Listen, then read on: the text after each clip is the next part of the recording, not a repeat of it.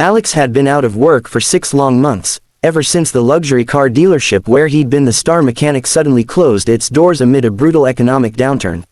The place had specialized in high-end European imports, and Alex knew Ferraris better than most factory-trained technicians. His hands had rebuilt engines, diagnosed elusive electrical gremlins, and restored classic models to concours condition.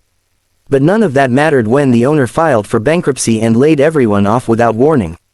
Now 32 years old, Alex lived in a cramped one-bedroom apartment on the edge of the city, paying rent with whatever cash he could scrape together from small side jobs, oil changes for neighbors, brake repairs on aging Hondas, anything that kept the lights on. His toolbox, once proudly displayed in a gleaming shop bay, now sat in the corner of his living room, gathering dust between gigs. The rain came down in heavy sheets that afternoon, turning the streets into rivers and the sky into a dull gray blanket. Alex trudged home from yet another job interview, this one at a chain auto repair shop that serviced mostly domestic trucks. The manager had barely looked at his resume before muttering something about overqualification and promising to call. Alex knew he wouldn't. His boots splashed through puddles as he cut across a quieter road lined with expensive homes, the kind where people parked supercars in driveways like they were lawn ornaments. That was when he saw it, a brilliant red Ferrari 488 Pista pulled awkwardly onto the shoulder, hazard lights blinking weakly, thin wisps of steam curling from beneath the carbon fiber hood. A man in an impeccably tailored navy suit stood beside it, phone pressed to his ear, voice rising in frustration as he argued with someone about tow trucks and schedules. Alex slowed his pace, curiosity overriding the exhaustion weighing him down. He'd seen plenty of overheated Ferraris in his career. The twin-turbo version 8S ran hot when pushed hard, and cooling system failures weren't uncommon if maintenance had been deferred. The man ended the call with an exasperated curse and kicked lightly at a tire. Alex hesitated for only a moment before stepping closer. "Excuse me, sir," he called over the rain. "Looks like you've got some overheating issues. Mind if I take a quick look? I'm a mechanic, or at least I used to be full-time." The man turned, sizing Alex up instantly. Soaked jacket, worn jeans, muddy work boots, a backpack slung over one shoulder that clearly held tools. His expression was skeptical, almost amused. "You want to touch my Ferrari? In this weather? Kid, this isn't some Civic with a leaky radiator. But hell, the tow guy says 2 hours minimum. Go ahead, knock yourself out. Just don't make it worse, or you'll be buying me a new one." Alex didn't take offense. He'd heard worse from wealthy clients before. He popped the rear hood. Ferraris wore their engines like jewelry in the back, and immediately spotted the telltale signs: coolant dripping onto the undertray, pressure building in the system. With borrowed gloves from his pack and a few basic tools, he carefully released pressure, checked hoses, and identified a split in a high-pressure line that had likely fatigued over time. It wasn't a permanent fix, but he bypassed the damaged section temporarily with a reinforced clamp and topped off coolant from a bottle he always carried. When he turned the key the man had reluctantly handed over, the V8 roared back to life with its characteristic scream, smooth and strong. The man's eyes widened in genuine shock.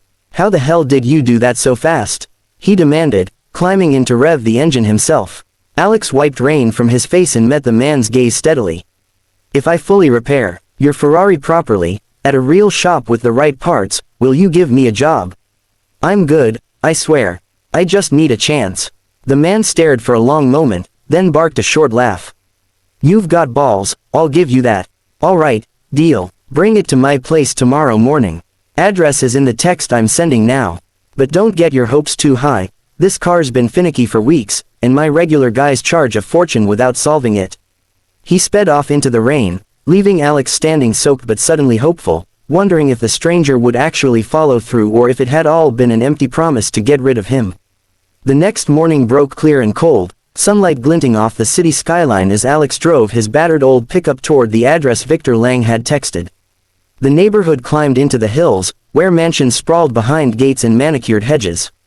Victor's property was at the end of a private drive, a modern estate with floor-to-ceiling windows, an infinity pool overlooking the valley, and a separate 4-door garage that looked more like a showroom than storage.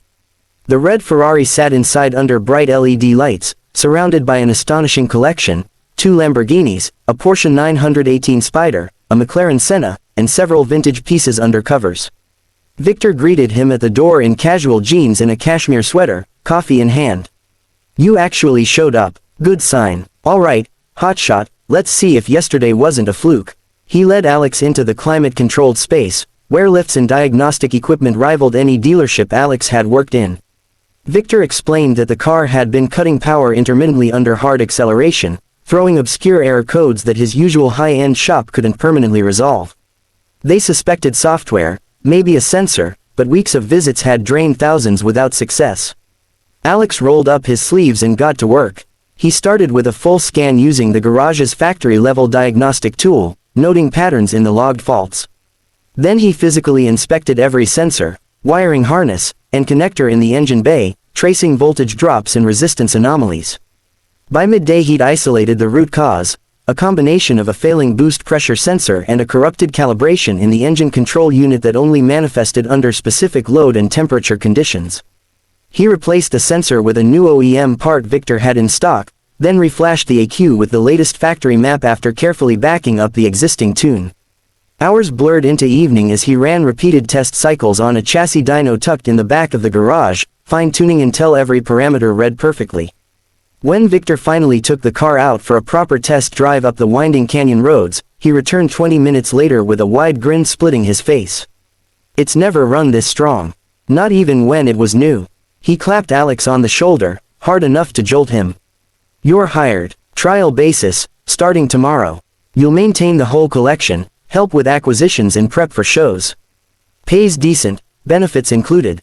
But listen, you screw up even once on these cars, you're gone. They're not just transportation, they're investments worth more than most people's houses. Alex could barely speak at first, the relief crashing over him like a wave. After months of rejection and ramen dinners, he had a real job again, one that played to every strength he possessed. He shook Victor's hand firmly, promising he wouldn't let him down, already imagining the projects ahead and the stability that would finally let him breathe. Weeks turned into a rhythm Alex hadn't known he missed so desperately.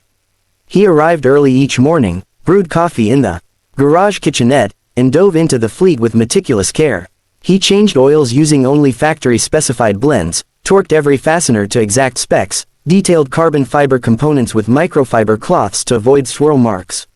He suggested proactive upgrades, like ceramic coating the exhaust manifolds on the older cars to prevent heat discoloration, that saved Victor real money in long-term preservation. Victor noticed. He started including Alex in conversations about upcoming auctions, asking his opinion on potential purchases. But not everyone welcomed the new arrival with open arms. Carl, the head mechanic who'd been with Victor for nearly a decade, watched Alex's every move with thinly veiled resentment.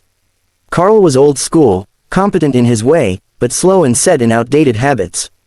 He saw Alex as an upstart, a street kid, who'd lucked into the boss's favor with one roadside stunt. The real test came when Victor acquired a 1962 Ferrari 250 GTO at auction for an eye-watering sum, one of only 36 ever made, a holy grail worth tens of millions. It needed sympathetic restoration, paint correction, mechanical refresh, interior retrim, all while preserving originality for value and authenticity. Victor put Carl in charge but specifically asked Alex to assist closely. I want your eyes on this one too. Show me you can handle the irreplaceable stuff. Tension simmered from day one. Carl barked orders, assigned Alex menial tasks like masking trim while he handled the prestigious engine work. Then, midway through reassembly, disaster struck during an initial startup. The engine seized catastrophically, metal screaming before silence. Smoke poured from the exhaust. Carl's face went pale, but only for a moment before he pointed at Alex. He must have cross-threaded an oil galley plug. I warned you he was too green for this car. Victor was livid, pacing the garage as specialists flew in to assess damage. Fingers pointed squarely at Alex, and for the first time since starting, he felt the ground shifting beneath him. But he refused to panic. Late into the night, alone under the lifted GTO, he methodically disassembled the affected areas. There it was, a main bearing shell deliberately installed backward, impossible to do accidentally, a sabotage that would cause immediate seizure. Someone had wanted him to take the fall. The next morning he presented his findings to Victor privately, showing photos, measurements, and the tampered part. Carl denied everything, blustering about mistakes happening, but Victor wasn't fooled. He fired Carl on the spot, escorting him off the property himself. Turning to Alex, his expression softened. You didn't just save the car, you saved my trust in this whole operation. You're head mechanic now, full authority, raised to match. Don't make me regret it.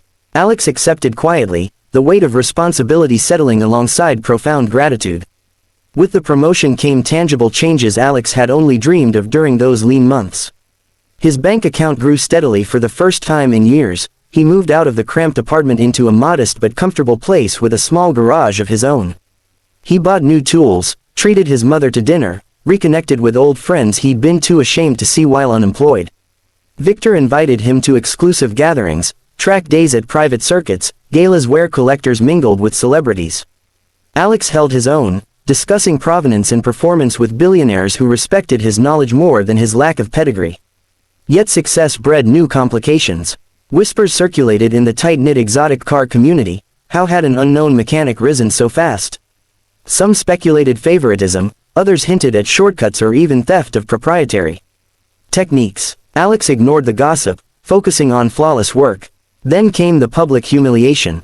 Victor entered his prized Ferrari in a prestigious concours event downtown, a charity show attended by the ultra-wealthy and heavily covered by media. During the judged drive-by portion, the hybrid powertrain suddenly cut out mid-acceleration, leaving the car coasting silently to a stop in front of hundreds of spectators and flashing cameras. Victor's face burned crimson as he was towed off the course. Back at the garage that night, blame flew wildly, suppliers, previous owners, even Alex. Victor defended him publicly but privately admitted doubt creeping in. Fix this quietly and completely. My reputation can't take another hit like that. Alex worked around the clock, poring over data logs, consulting factory engineers under NDA, tearing into the complex battery and motor systems. Days later he uncovered the truth. A rare manufacturing defect in a high-voltage connector batch, one Ferrari had quietly recalled in other markets but not yet addressed here. He documented every step, sourced the updated parts overnight, and restored the car to better than new condition. Victor reviewed the evidence with visible relief washing over him. You didn't just save the car, you saved my standing in this world. I owe you more than a salary. Over whiskey in the estate's study, he made an extraordinary offer, 10% partnership in the entire collection and servicing operation, with plans to expand into a full boutique restoration business. Alex sat stunned, the leap from roadside desperation to equity owner almost too vast to process. He accepted, shaking Victor's hand as equals for the first time. A full year later, the newly christened Lang Luxury Motors occupied a state-of-the-art facility downtown, with bays filled by rare machinery and a waiting list months long. Alex oversaw a growing team of talented technicians, many of them young and hungry like he'd once been. At the grand opening celebration, catered, black tie, Ferraris lining the entrance, Victor pulled him aside near the original red 488 now proudly displayed on a pedestal. Remember that rainy day when you ambushed me on the side of the road? Victor asked, chuckling. Alex smiled broadly. How could I forget? I asked if fixing your Ferrari would get me a job. Victor raised his glass. You didn't just get a job, son. You built a damn empire with me. Alex spent part of the profits setting up scholarships for disadvantaged kids pursuing automotive certifications and hired several graduates into entry-level positions, deliberately seeking out those who reminded him of his former self. He mentored them personally, passing on every trick he'd learned the hard way. One stormy afternoon months later, driving the canyon roads in his own company car, a tasteful gray 812 Superfast, Alex spotted a young mechanic in a soaked hoodie peering under the hood of a stranded Lamborghini. He pulled over smoothly, hazards blinking. Rolling down the window, he called out with a knowing grin, "Need a hand, buddy?" "Looks tricky." The young man looked up, wary but hopeful. Alex stepped out into the rain, toolbox in hand. The cycle of opportunity continued, one broken supercar at a time.